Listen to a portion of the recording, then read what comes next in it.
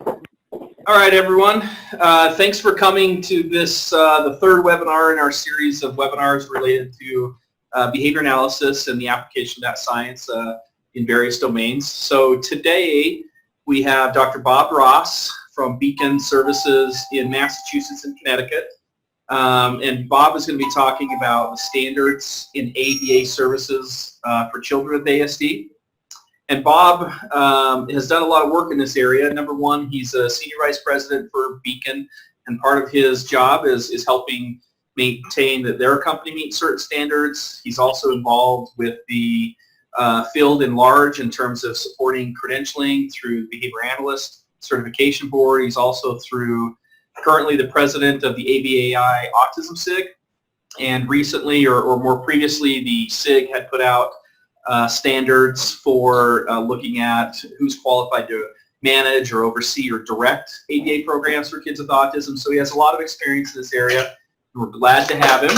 So with that, I'm going to turn the time over to Dr. Ross, keeping in mind that what we'll do, as always, if you have questions, type them into the chat feature, and we will, at the end, look at all those questions that might be there and have opportunities for question and answer with Dr. Ross. So, Bob, it's all you.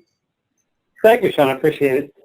Just want to make sure, so my slides, you guys can see them, correct? Sure, okay, beautiful, okay. Yep. I actually struggled. I decided to put this background in black because this is going to be somewhat of a depressing talk, and I don't mean it to be depressing, but what it's going to some degree is make you aware of some challenges that we as a field have related to standards in ABA autism treatment and behavior analysis standards in general. First, I want to thank both Joy and Sean for inviting me to do this talk. I always appreciate when people ask me to talk about a topic that I think is really important, and this one is particularly important. Oh, God. So I said I'm going to start off a bit depressing, and one of the things that we have to realize is that when we start talking about standards, and there's really two questions that when Sean asked me to do this talk that we talked about, he and I. One is the issue of, in order to practice as a behavior analyst, people have to meet minimum standards. And in fact, when we talk about the BCBA qualification process, Sean is familiar because one of his colleagues and former, I think, professors at Western Michigan, Stephanie Peterson, actually does this amusing yet somewhat horrific and depressing thing to students when they earn their board certification in behavior analysis. She shakes their hand and says, "Congratulations on achieving minimum standards in our field." The certification means you've met a minimum standard. It doesn't mean you have expertise. It doesn't mean you know what you're doing. It means you've passed a minimum level of competence. That's what you've achieved. Now, the question is, what is that minimum level of competence? The other issue is, are there guidelines for choosing one behavior analyst over another? So there's really two questions we're going to be talking about tonight. The first one is that, what are those minimum standards? And what are the guidelines for choosing one behavior analyst over another? And as I was writing this talk, I realized I kind of need to stop here for a second, because when we say choosing one behavior analyst over another, choosing them for what? To provide early intensive behavioral intervention, the IBI services, because clearly the standards for choosing one behavior over another for that treatment would have something to do with skills and expertise in that area. But if I'm choosing a behavioralist to treat an individual with severe challenging behavior, those standards might be dramatically different, because the level of expertise around issues related to safety and physical management and others might be very, very different, particularly for self-injurious behavior for an adult who's engaging in life-threatening eye poking versus a 2-year-old who's non-compliant in an early intensive behavioral intervention program. So if I'm working with adults with just feeding issues, again, different standards of training, different standards of expertise, different knowledge base. All right, what about working in a public school? Does that behavioralist have to have different skills and expertise related to curriculum content in a range of curriculum content areas, and the ability to implement those interventions in a school setting, which might be very different than a one-to-one home-based setting? for those intervening with individuals with dual diagnoses or primary mental health diagnosis, that's going to be a very different set of skills, which means the standards for that, choosing a person in that domain, is going to be very, very different. So we asked that question about, are there any guidelines? One of the first things you start to realize is we need guidelines for a whole bunch of different topic areas. And in fact, Sean, Dr. Quigley is involved in your state with that very problem. The state's looking for specialty guidelines across a range of topic areas. And when, as Joy told me, there are now 30 some odd behavior analysts in the state. If there's a set of specialty guidelines, you might find those 30 people, of which 3 to 5 can meet the standards, and now all of the individuals who have that particular need in the state have to be served by the 3 or 4 people who can meet the guidelines. It starts creating some challenges for us. Other issues, also adults with developmental disabilities, organizational behavior management. If you're going to work with Aubrey Daniels consulting to Fortune 500 companies, the standards for choosing someone to do that would be quite different than those who are doing the kind of work that I'm doing with young children with autism. So, bringing it back, we have sort of 2 simple questions. The questions aren't that simple. They're pretty complicated. And even though Dr. Seuss says the answers are simple too, I'm going to beg to differ. And I'm a fan of Dr. Seuss. I've been reading to my kids. And so I decided, in honor of this comment, which I disagree with more than I like to, we do not have standards of care. We do not have them here or there.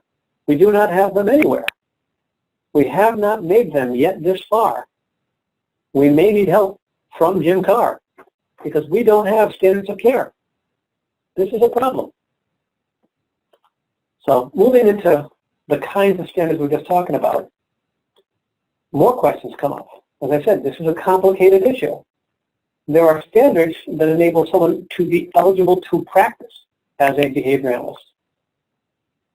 And then there are standards of practice as a behavior analyst. We're going to take those 2 issues separately because there are 2 separate questions. What are the standards to practice as a behavior analyst? And what are the standards of practice once you become a board certified behavior analyst practicing in some particular domain area? We're going to talk about the documents that guide practices of BCBAs, because there are some specific documents, and Sean alluded to them, that are used to help guide practice of behavior analysts.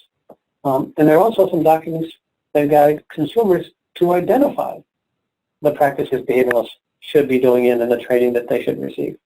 So my goal is to sort of make you aware of those resources and how to access them, what they contain and don't contain, how they are intended to be used, and then obviously some gaps we have in our field around the pieces that are missing. So let's start with the standards to obtain BCBA status. What I'm going to do throughout this talk is I'm going to go over areas and refer back to a checklist. What standards we do have, what don't have, what we need. So starting with standards to obtain BCBA status. These are probably the clearest ones we have because you all, if you want to become a board certified behavior analyst, have to go through a process. First one is there's some educational background that everyone to become a BCBA has to obtain. They have to have a certain degree requirement. They have to complete a BCBA approved course sequence. But some of you may or may not be aware that the Association for Behavior Analysis International has an accreditation process, which is different from the BCBA approved course sequence. Now, you actually can go through an ABAI accredited program, and that will make you eligible from the degree perspective. But the fact that it's an ABAI accredited program doesn't mean you are now able automatically to be a BCBA. And in fact, there are some people who complete that program who aren't eligible. It's a separate accreditation than certification. Training. Most of you who are either a BCBA or going through the process know that there's an amount of practice that you have to complete prior to being eligible to take an exam. So there's an amount of experience that you need to obtain before you become eligible to obtain the status of a BCBA. There we go. And finally, if you've completed the education and training requirements, you can sit for and take a national certification exam, which you need to pass. If you don't pass, you don't have the status. Now, here's the interesting thing. We're talking about being qualified to provide ABA services to children with autism. You need to have this BCBA certification. Yet you can get that certification never having autism-specific training. You can become a BCBA and meet those minimum competency standards, and yet never having worked with a child with autism. When you think about that, now, I was actually back in, I think, around 2003, 2004, along with several other colleagues, part of a BCBA work group that was actually tasked with sitting down and saying, should we have an autism exam at the BACB? And I sat down with some pretty impressive colleagues. Mary Jane Weiss was among them, Jose Martinez-Diaz, Gina Green, Neil Martin from the UK, a number of fairly well-known people in our field. And we all came to the same conclusion. Our science is our science. If you want to become a behavior analyst, this should be tested for being a behavior analyst. If you want to work with children with autism, you should have expertise in autism, and the BCBA is not credentialing autism experts, they're credentialing behavior analysis experts, or at least minimum competence in behavior analysis. And so there isn't one.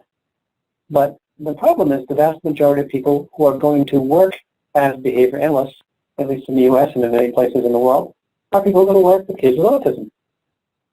Yet their training may not actually require them to have any actual training with kids with autism, expertise in autism treatment, curriculum, literature, all sorts of background.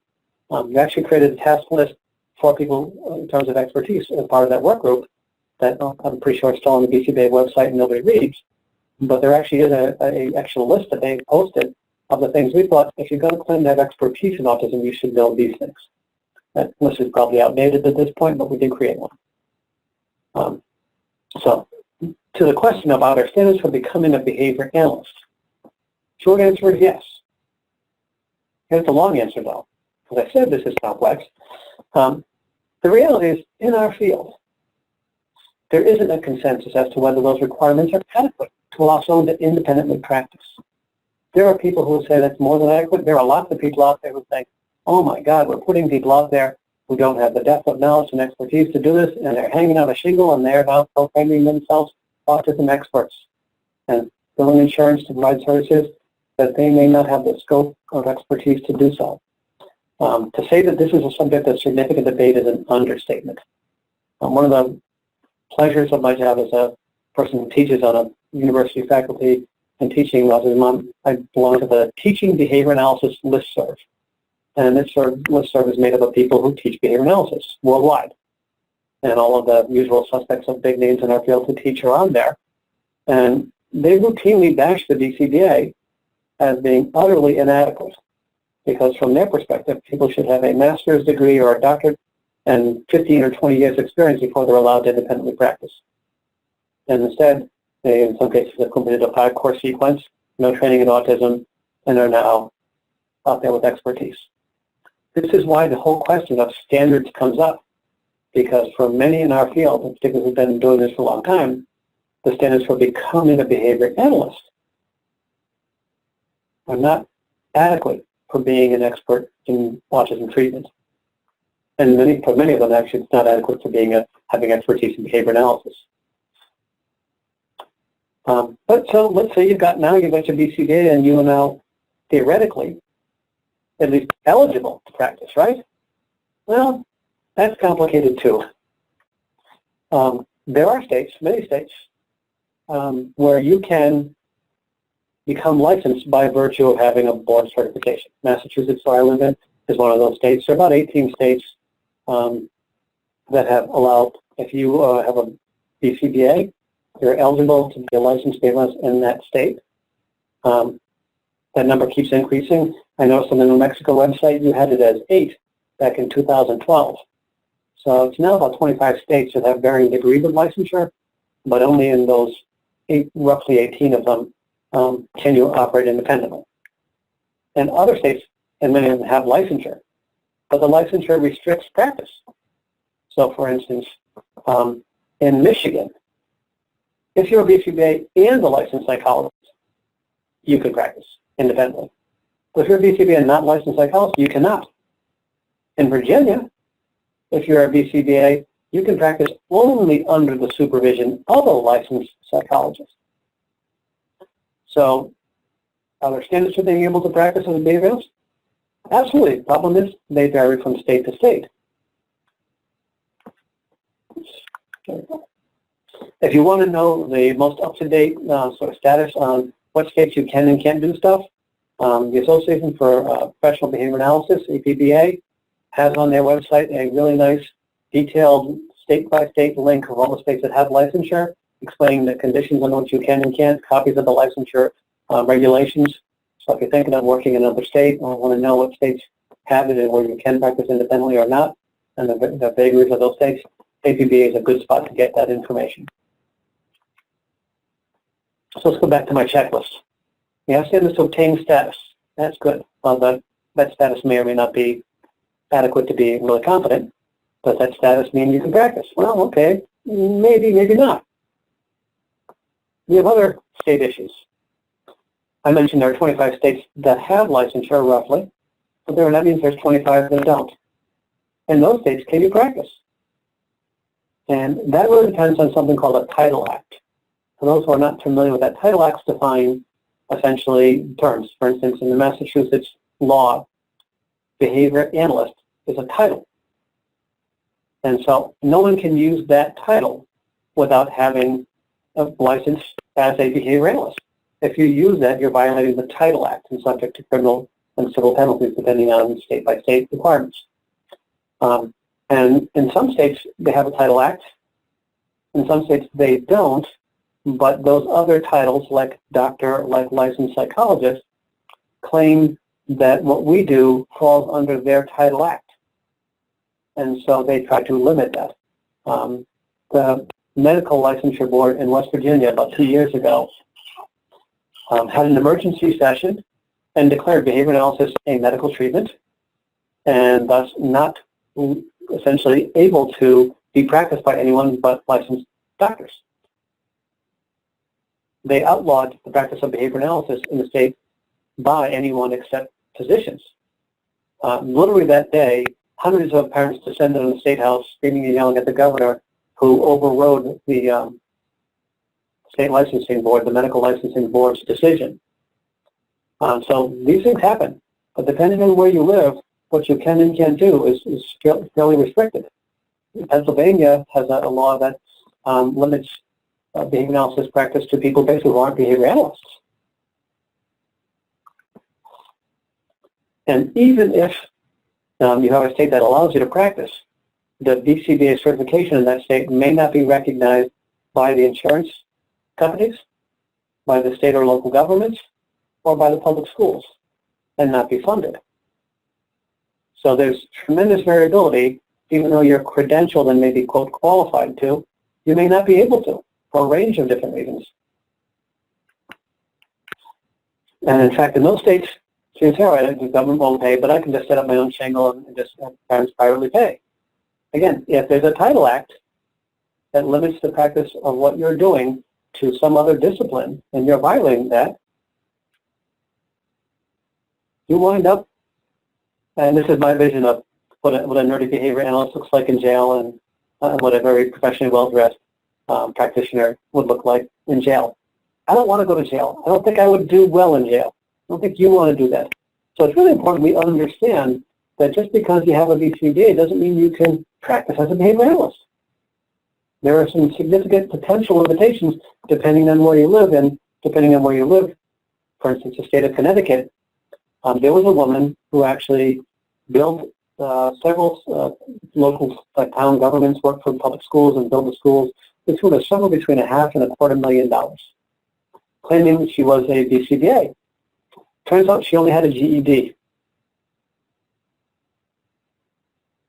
She was actually sentenced to 8 years in jail because she violated the Title Act, not the behavior analyst one actually in that state. They've since passed a very rigorous Title Act that limits the use of that term behavior analyst in the state of Connecticut. They don't have a licensing law, but they have a Title Act that limits the practice of behavior analysis to behavior analysts. So back to my checklist. We got the standards? Check. Standards to practice behavior analysis? Well, we can't say check that. We don't really have standards to practice. We'll move on to standards of practice in a minute, but we really can't say that we have standards to practice. I mentioned insurance, and insurance is an important beast to talk about because insurance standards are going to be what probably makes or breaks us as a field over the next decade or two. Because insurance companies are going to fund services, and they're going to say, we fund this, we don't fund that. And as of just about a month ago, 43 states, DC and the U.S. Virgin Islands, have passed insurance mandates funding autism treatment services. Problem with that, and I've experienced this firsthand both in Massachusetts and Connecticut, is having insurance laws doesn't necessarily mean insurance companies will fund behavior analysis services, or that they'll fund them by a behavior analyst. We have insurance companies in Massachusetts that initially said, okay, we have this autism insurance law funding ABA services by a behavior analyst. We don't recognize the certification. We only fund the licensure, so we will pay for the services.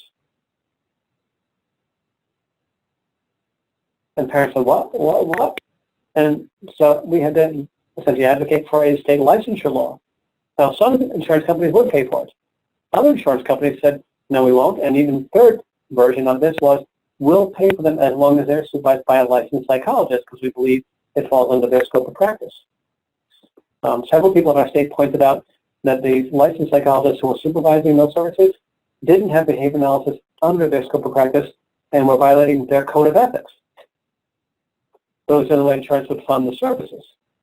So there's some real issues as it relates to qualified, competent, authorized, and ethically providing it.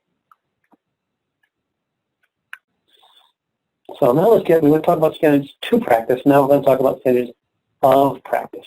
Because as I think we hopefully just made clear, there's great variability in standards to practice. And it's a kind of answer you can't do unless you know state by state, insurance company, or condition by condition, service delivery funder by service delivery funder.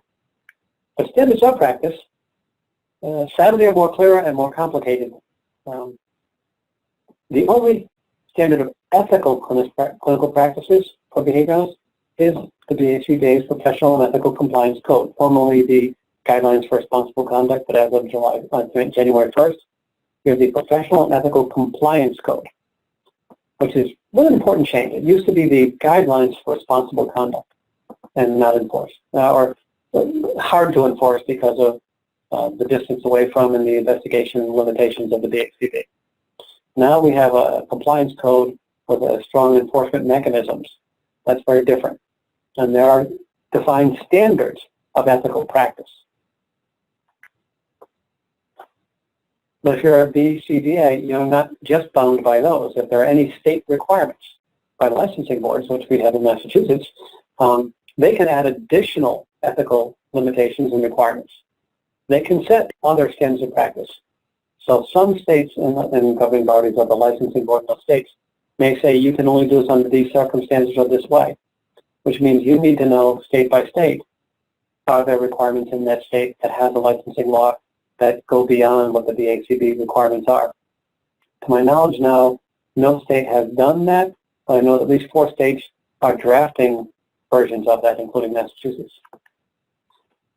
So we have a problem. We talked about ethical standards, but to me, and putting this together for you guys and talking with some of my colleagues about it over the last couple of years, there's this phrase that I've learned to sort of repeat in a certain way, and it comes down to this. We have not as a field defined minimum standards for assessment. When we talk about, if you're beginning a new case of a young child with autism, are there clear standards in our field for what assessment should be conducted, how long that assessment should take, what things are done and not done? And the answer is no. Sean and I have been working on this as a project. Are there, by our field, defined what a behavior support plan or a behavior intervention plan or whatever term you want to use, what must be in that, what should not be omitted from it, how it needs to be written, what items have to be contained in it. Tremendous variability across states, across programs, across agencies, across individuals. There is no standard in our field. One of the chief things that everyone who does the work with behavior analysts does. How a functional assessment should be conducted and what a report of that assessment needs to contain. So we look at support plan and functional assessment. These are aspects of treatment for which we don't have standards. We don't have assessment standards. We don't have treatment standards. Even how we end services. There's some ethical requirements in the BACB, but what happens when you finish a case? What documentation is provided to the client and maintained? How is that process conducted? How is the transition conducted? There aren't standards in our field, particularly in the ABAI case, of how that would be done. Transition to another provider. In short, we haven't defined standards for basically everything we do. And that to me is one of the more sort of frustrating things. This is not something we should as a field be proud of. It's a problem we have and we have to tackle and address soon because the consequences for us failing to do and more importantly to define what it is we do and how it needs to be done to a high quality standard leaves open a lot of variability in practices. We can have really, really competent, highly skilled expertise practitioners, and we can have people meeting minimum or below minimum standards because people don't know what the standards should be. And as a consumer, how do you know whether that plan you're getting is really well done or something that is pretty poorly done? You don't have a reference tool. We haven't developed that. That's not good enough. In fact, it's really far from where we need to be. So look at my checklist now. We have the standards. They're still questionable about them, but at least we have them. And we don't know whether people can practice, but when it comes to standards of practice, we don't have one. We can't check that box. We got a problem. We do have documents guiding practice, though, and that's a different topic, as I mentioned early on. So we'll talk about those, and then I'll bring this all together so towards the end. How are we doing on time, Joy, by the way?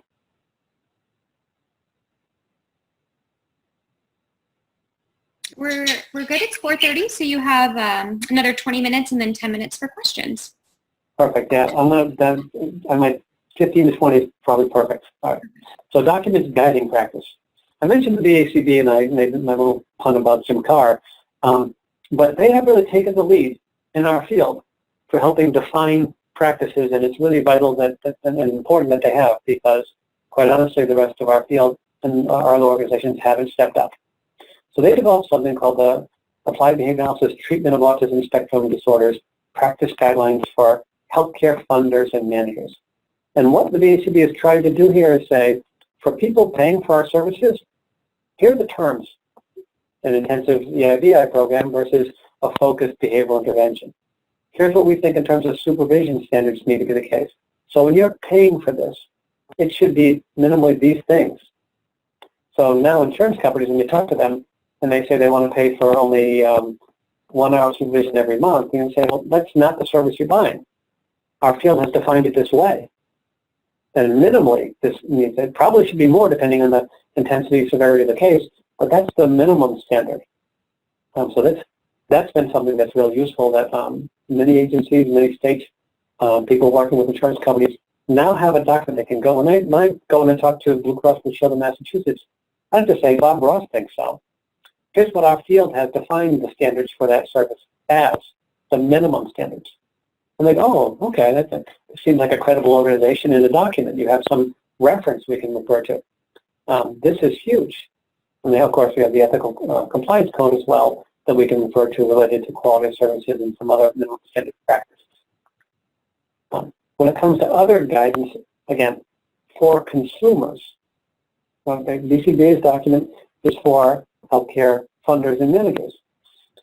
National Autism Resource Center, New York State Department of Public Health, Centers for Disease Control, let's see, I think I missed the second one in there, are all organizations that, and there are many, many others, that have defined ABA as an important service and in many cases define some of the services within there, or these practices included in behavior analysis. Again, if you want a really good list of organizations that have said ABA is effective, it's the treatment of choice for autism. Go to the Association for Science and Autism Treatment, ASAT's website. The link's here, and you guys will have a copy of this right after, so it'll be available. People can, because it's quite a long link. So just go to their site and you can usually track it down.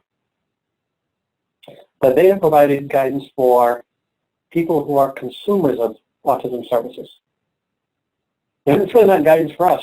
We believe what we do is really effective, but for people who want to know whether ABA is more effective than other treatments, these are great resources. And this is what it comes down to. These are guidance for consumers. They're not guidance for you and I. They're not guidance for a new practitioner. And there are some guidance documents out there. Sean mentioned the Autism Special Interest Group, Autism SIG. And the Autism SIG has been now for about 20 some odd years developing a resource and modifying that resource over time to provide guidance to consumers as to how do you identify someone who's qualified to provide services or supervise ABA services. Because if you're a new parent, you don't know, someone says I'm a BCBA, someone else says I'm a BCBA, who's more qualified? How do you know? So we've attempted to actually develop a nice guiding document, which I'm going to talk about in a minute. There is some guidance, I just want to make sure I didn't forget the BCBA's ASD guidelines. Even though that is for insurance companies, it also does provide some useful information for parents, school personnel, other resource agencies funding services to understand what should be included in an intensive ABA program and how that differs from a focused behavioral treatment intervention. So that's a useful thing for consumers as well. The Autism SIG Consumer Guidelines is a much more detailed document specifying some of the training, background, expertise, experience, skills in specific treatment interventions. And again, that can be found at ASAT. It's a nice PDF document that you can download. But if you want to help your parents discriminate between someone who is more qualified and less qualified, has more experience, or at least what questions they should ask to determine whether someone may be more or less competent to provide services, this is a resource designed specifically for that purpose. It specifies lists of treatment interventions that they should be familiar with, because they're going to claim to have expertise in ABA autism treatment, but they've never heard of the picture exchange communication system, or they don't know anything about prompting methodologies or grading procedures. You should have some concerns. If they've never conducted a functional analysis, you should have some concerns. If these are terms that are unfamiliar to them, you should be able to get evidence of their skills and background and expertise in those things, and they're all listed almost as a checklist for parents. And speaking of checklists, so now we've made progress on our checklist now. Oops. The last one, the standards guiding practices. We have standards guiding practices, but they aren't designed for behavior analysts. They're designed for consumers of behavior analysis services. We still have that huge missing hole of standards guiding what you do and what I do for a living not existing. This is extremely very not good. This is a thing we need to fix. And probably the biggest priority as a field that we should and need to have, and one of the reasons why I'm here today is that Sean and I are involved in some efforts to address this very problem. It's not an easy problem to solve, but it has some extremely important implications. We have choices because our future is largely, as a field, is contingent on something that we're either going to do or not going to do. Either we define who we are and what we do, or other entities will. By the BCBA going forward and saying, here's what a service looks like and here's how supervision should be conducted and the kinds of services that need to occur, we've shaped how insurance companies view what the service is. To me, the most important example, and I don't know if you have this problem in New Mexico, we certainly have it here in New England and Massachusetts. We have state-mandated standardized testing. Most states in the union do. And in Massachusetts, teachers are always complaining about it. And it's one of the things that I find interesting in the sense that they're mad because outside of their field, people have imposed a requirement that testing occur to determine whether students can read, write, do math, do science. And my bias is always this. There's only one reason that those standards have been imposed on them by people outside of them. It's because they didn't step up and identify an assessment tool that they like, that works, that shows people that kids can read and write when they graduate. They can do the things that they say they do. They didn't develop a way of measuring outcomes and demonstrating that what they do produces the outcomes that it does, so it was imposed on them. We risk that same thing. There are many states, including Massachusetts, where the services for adults with developmental disabilities, what has to be in the behavior plan, was written by some social worker at the State Department of Developmental Disabilities or some other acronym for that agency. These standards will be defined by somebody, whether that's behavior analysts or people who know nothing about what we do and who we are, be that insurance companies, be that state governments, or other funding sources. That's going to happen. My bias is we've got to step up, because if we don't, we're going to be just in the same boat teachers have. They hate the standardized testing, but it's a function of their failure to step up and define a mechanism for identifying that those standards are being met. Had they done that in a way that they were comfortable with, that met the needs of funding sources and their stakeholders, then this wouldn't be the problem that we're facing as a country. We're in the same boat that they were years ago, and we're either going to be complaining 10 years from now that our state mandates for writing a behavior support plan are stupid and don't involve understanding of function and blah, blah, blah, because we didn't define that and tell them this is what it is. And anyone who's done a functional assessment in a public school or has been familiar with schools doing that, the variability in what a functional behavioral assessment is in public schools throughout this country varies dramatically. Function can be anything, having nothing to do with consequences maintaining behavior, because people have defined function in the way they feel like doing it. We haven't owned that and made that a process that's defined by us, so it can be anything. So we need standards of practice, documents, and policies. We have to, as a field, to develop them. We haven't defined, again, ethical assessment, intervention, ongoing monitoring. We need to do that. And whether that's going to be the BACB, ABAI, APBA, or some combination of those groups getting together, or every single state chapter and their licensing boards are going to do that, remains to be seen.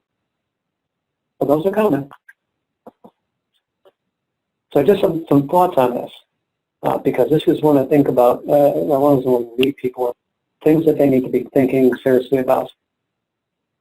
We have an ethical standard saying things like we must collect and use standardized measures to evaluate treatment efficacy. Okay, which ones, how much, where? Do you, in your practice, have standardized methods for collecting and measuring and evaluating treatment data and efficacy? If you don't, first of all, you're kind of off the ethical reservation. But that's something we need to make practice in every agency where we work now, that we have standardized that process. So they can have standardized graphs and data collection and submission processes for them being evaluated and signed off by BCBA supervisors, so we know that they're getting a standard data collected, data being evaluated and monitored. That's an important thing. And if efficacy measures aren't met, these are automatically referred to our, what we call our regional review team and then our centralized review team. Automatic. We have processes, but those are idiosyncratic to our agency. Every agency is going to have them, and they have to conform to some standard that we as a field agree to. Even operational definitions of behavior, as a faculty member who teaches as well as a clinician who implements, I find people are phenomenally poor at this at being able to actually describe the behavior. When I read operational definitions, and I do have a functional analysis project in the class I'm teaching right now, half of the definition I get start off with does it when he's angry, does it when to escape tasks. That's not a description of behavior. That's your hypothesis of function. We don't do these things. Observable, objectable, measured descriptions of goals. Do we have standardized policies, procedures, and ways of different people can come in and look at this and say, yeah, that needs a standard in our field? Do your agency or the place you work have standards for that? Well, my first sort of bias is if we start making part of our training the expectation that we do these things, then agreement on standards for them is much more likely to come. Right now, I'm not even sure the expectation that be the case is there. Under what conditions do you collect data? You know, I can go into programs, and it's one of the sort of fun parts of my job is I go to places all over Massachusetts, New England, and Canada, and do some work outside of the country as well. And when I ask for data, getting actual information about rates of behavior before intervention began, ongoing data sets specific to the parameters, the dimensions of the behavior that are relevant. It's a behavior that involves long durations of time, like a frequency data, but not duration data. That people don't define before they start working in a case of a child with some problem behavior, and the parameters under which they're going to collect data and report data, frequency in which they're going to do that, those are often missing. And again, it's basic standards of care. How frequent are you going to look at the data? I see this when I see behavior science reviewed periodically by somebody. When I was being trained as a behaviorist, and it was admittedly a long, long time ago, the term about close continuous contact with the relevant outcome data, CCRT, close continuous like relevant outcome OT, CCROT. That's just something that I never hear anymore. But how can you determine whether something's effective when you're going to look at the data once a week, once a month? In that time, lots of problems can creep in, bad intervention can happen, rates of problem behavior can change in dramatic ways, bad treatment can happen, and we're not looking at it at all. Because we don't have standards as to how frequently, if it's a self-injurious behavior, that you need to look at that minimally. If it's a failure to make progress on an instructional activity, how frequently is our standard for looking at that? We don't have one.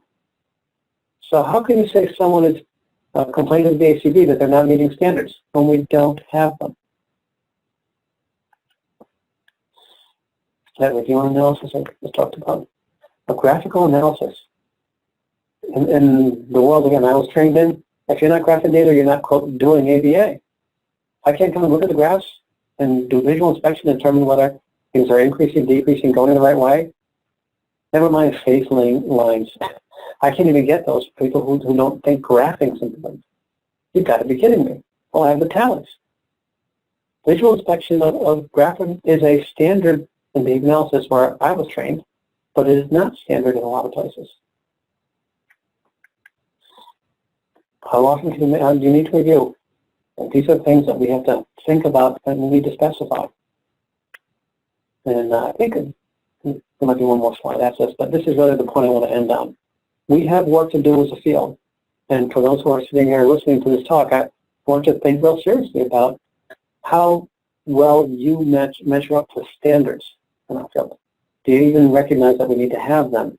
Have you said, minimally, all of our programs, procedures, staff are going to be doing the following things? So when people ask, what are the standards of care in this agency program, my services if I'm an individual practitioner, that you have them. So this is a really critical element of who we are and what we do. We claim to be better than other types of intervention. We claim that based on doing certain things. If we're not doing those things, we lose our credibility. And that's something we need to cherish and need to protect with every fiber of our behavior analysis beings. This is important. Thank you for your time and your attention. And if you have any questions, I assume Sean's been diligently checking the chat function. Yeah, I have been, Bob. 1 second.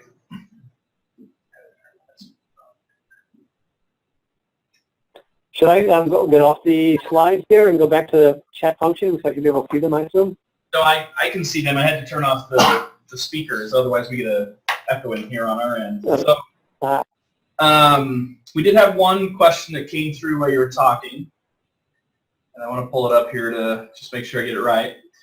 So one of the participants was talking about in terms of what you're talking about, a lot of it is related to our ethics code, which you reviewed and stuff, and guides us to act with integrity and manage our area of competence. And so his question was, how do supervisors, or how much do supervisors adhere to the guidelines, and I'm assuming it's the ethical guidelines, and use it to implement the rules that govern BCBA practices? So I hope that's clear. Now, when you say supervisors, is that question specific to BCBA supervisors of supervisees in the process of becoming a behavior analyst, or supervisors of ABA programs? I will let Manish clarify that. He's the one who asked it. Because he does talk about it's either BCBA or non-BCBA. So I was assuming, because it was right around when you were talking about psychologists having to supervise behavior analysts in other states, and so I think there could be different areas there. Yeah, well, let's start with people who are the supervisor of an ABA program supervising staff implementing. And so in that context, how well are people adhering to those standards? To me, it's always a function of their training. I think there are people who are trained in settings that have very good and high standards and don't have people practicing outside of the scope of what they can and should be doing. But quite frankly, whether it's an RBT or a brand new staff person, the scope of what we expect people to do in an intensive ABA treatment program is usually more than their expertise, or it falls outside of the scope of their expertise. A new staff person doesn't have a real depth of knowledge of basic principles of behavior analysis. So what we're really asking them to implement procedures. Often they're implementing a procedure without an understanding of the basic principles that underlie that and make it work or not work. So actually one of the more common problems I see in good and not so good ABA programs is that people are well trained in the procedures but don't understand them. So the line I always like to make fun of is people do a correction procedure. So a child makes an error and they do a correction procedure. And that goes up my science butt, to be crude here, because that's not a description of what they're doing. Contingent on an error, they're delivering what they're calling a correction procedure. But I don't know if that's a verbal prompt, physical prompting, what are they doing? But they're delivering contingent on errors and intervention. If errors are occurring at high rate, it's not a correction procedure, it's not a reminder or redirection.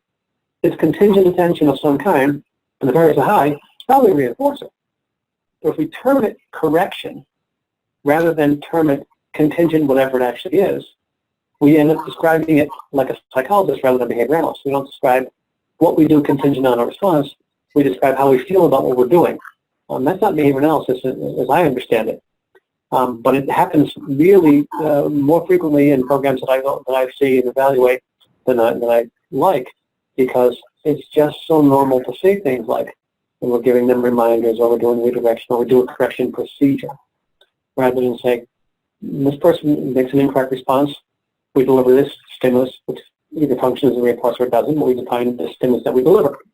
When we make an error, we do this procedure, which involves contingently saying, good try, and then physically prompting through the routine, and I see chance responding for the past several weeks and months. So I usually get right. You get good job if you get it wrong, you get good try if you get it right. So 2 verbal words for correct, 2 verbal words for incorrect, plus some physical contact, and no differentiation in responding. The supervisor's the problem there, because in that case, we have someone who just doesn't have the depth of knowledge to know anything other than the procedures that they're implementing. And this will be a problem for our field, I think, for a really long time. That we ask an awful lot of entry-level people, way beyond the scope of their training and expertise. And the idea that we give you, whether it's 40 hours of RBT training and a weekly supervision session, well, unless we're doing 40 hours of training and ongoing supervision every single week specific to principles of behavior, we're probably not going to get that person to the skill level necessary to be a really, really good implementer of treatment services. And I just think this is a function of, we got 30 behavior analysts in the state. How are they going to supervise the hundreds of families that need services? And although, particularly with some of them are relatively new to the field. I don't think this is an ethical problem. I think this is an experience and depth of and early development of our field problem. And this is where I think when I talk to people in our field who've been around 30 years, I say you have to cut the field slack. It's new. We're going to have inexperienced practitioners doing what you got to do. You didn't spend 30 years developing expertise. They need 10, 15, 20 years to develop expertise. And to be mad at them for not having it the year after they get their board certification is just unreasonable. We have to grow as a field, and this is just going to be the case. That's, to me, why standards is so important, because that new BCBA knows that there are some expectations and there's some basic things they need to do to be consistent with what our field expects. They're more likely to do it, and they can be held accountable to it. We don't have them, then why is what they're doing wrong? And how would they know? So it's a great question, Manish, and I don't think we have an answer from what is the right thing to do. The reality is people are going to practice outside of their expertise because they don't have expertise yet. Good. And here's a question for you. What's better? Not the greatest ABA or a non-validated ineffective treatment?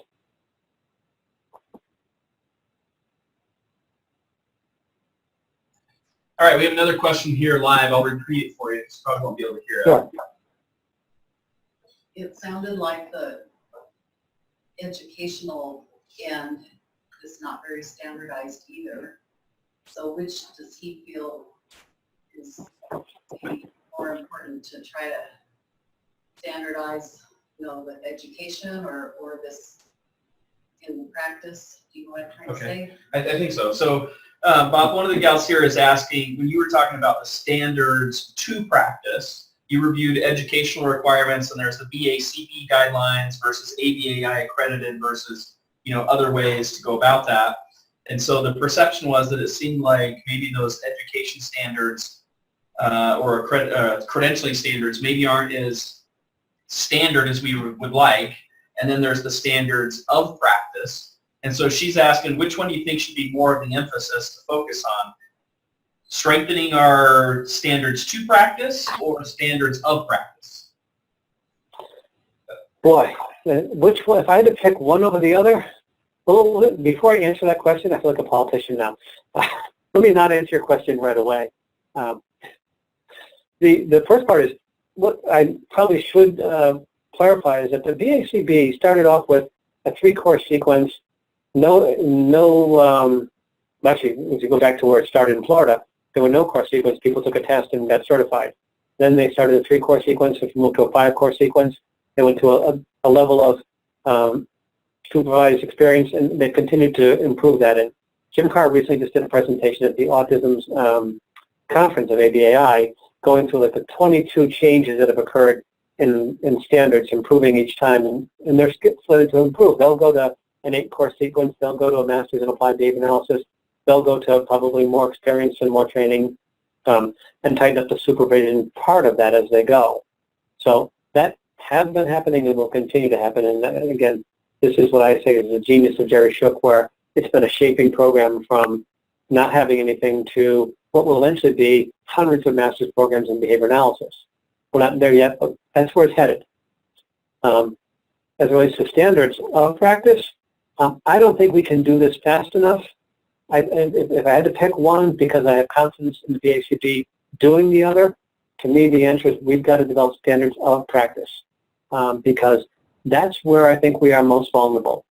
At that ABAI conference on autism in New Orleans just a couple weeks ago, Amy Weatherby, who's from the SERTS model, not very friendly to behavior analysis, basically lectured the behavior analysts in the field at that conference, saying, you guys talk about how ABA treatment is this, and these other models are not validated, blah, blah, blah. Because when I walk into an ABA program, they might be using most to least prompting, and they might be using least to most prompting. And they might be using a verbal behavior approach, and they might not be. And they might be doing this, and they might not be doing that. And there's tremendous variability in what people are doing. So the idea that this is ABA is a myth. ABA varies tremendously. And so one program to the next, I can see vastly different things happen, and you're going to say that's ABA. When you criticize these other models, recognize that you guys don't have real handle on what your model is either. And despite the fact that I didn't like what she said, other than that, I agree with her. We've got problems. And, you know, it's one of those things, at some point someone's going to say, hey, the emperor has no clothes on. So you guys think you're this, but are you really that? Because this is an ABA program. They don't even, you know, they don't graph data. There's a program that does at least the most prompting, which you have some data suggests that actually produces prompt dependence. But it's an ABA program. You have people who don't, in this other program, believe in functional assessments or functional analysis. That's an ABA program. Really? And as someone who's been critical of floor time and other methodologies, when a legitimate criticism comes up, we have to acknowledge it and we have to address it. All right. So, Bob, we're just a couple minutes from time, so I'm hoping you're okay with if there are a few more questions. There's a few coming through the chat here. But I want to make sure before we continue on that everyone knows in order to get the CU credits that are being offered, Joy is going to post the link, I think, on our chat function. So you have to, in order to get the CEU, you've got to go fill out that response to give us feedback for the, you know, the New Mexico ABA and for Bob in order to get that CEU. And again, we have 45 days to get that out to you. Sometimes you guys are like wanting it tomorrow, and it takes me a little while. So give me 45 days. So with that, there are a couple more coming through the chat here.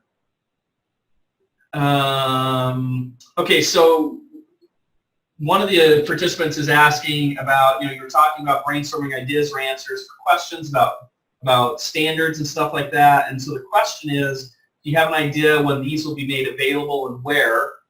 And I want to kind of piggy another question onto that one, Bob, that I was thinking about. Is you're talking about this stuff, I mean, the webinar today is intended to bring people's awareness to these issues. And so I want you to piggy onto this about availability of information to say, what can folks be doing to stay abreast of this information? Like what activities, what organizations, those kind of things. And then secondly, what actual things can we do, not only to be aware of the issues, but what practices should we be engaged in to help make change, to be more active? Like you were using the example of teacher testing in Massachusetts and how you felt that was largely a lack of responding. So how do we, so it's a two-part question. I'll start with the second part, because I think doing something about this is one of the big challenges. And then if we don't disseminate in the second part of it, I think the second part of that question really flows from having something to disseminate and get out to people. So, for instance, I'm on the Practice Board. The Practice Board, as you well know, Sean, has been attempting to develop standards for feeding issues. And it hasn't been largely a very successful attempt at doing that because it's become such a ponderous task. And I think the 17-page document, is that correct? It's not a simple set of guidelines that if you're going to intervene in feeding issues, here's the training background you should have, here's the process you should follow for assessment and intervention, depending on the levels of problem. It's a fairly involved, very research-heavy document that is not the most user-friendly, and as a result, I think hasn't gotten very much traction. Is that a fair statement? Yes, that is a fair statement in terms of it's very big and hard to be a usable document. So in getting back to that, so how my bias is that I'm hesitant to suggest that our science organization should do this. I actually think this has to be a task that practitioner organizations and individuals get together, possibly with the BACB, to get these kinds of things done, because they have been, in my opinion, the most effective in developing standards of practice related to insurance and other issues, and they have, I think, a really demonstrated history of focusing on tasks, getting it done, and getting it disseminated. So to me, maybe we need to put some pressure on the BACB to be aware that this is a critical issue that we want them to address. Because I don't see, quite honestly, and this is probably a bit of pessimism on my part, that ABBA and ABA are probably not going to work together on something like this. They might work separately, but both don't have the resources to do that the way that BCBA has done that.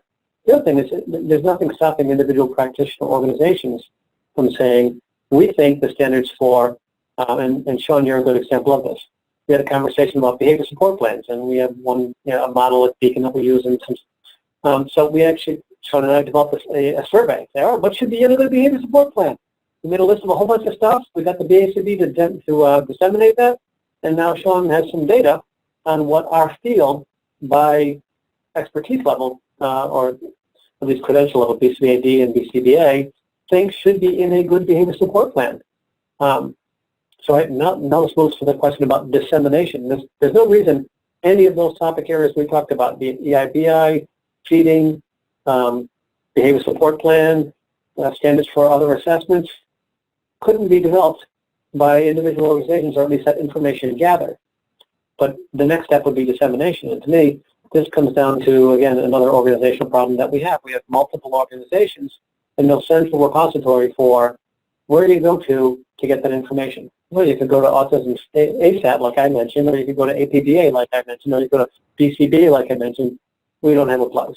I've actually been involved in a project called Behaviorpedia, which is meant to be like a Wikipedia for behavioral information. We're struggling with funding and other issues, but it was meant to be literally a clearinghouse so that you as a practitioner could upload every copy of a good behavior support plan you've written. So could other people. Parents could go there and see the guidelines for what should be on the behavior support plan and see exemplars of good ones.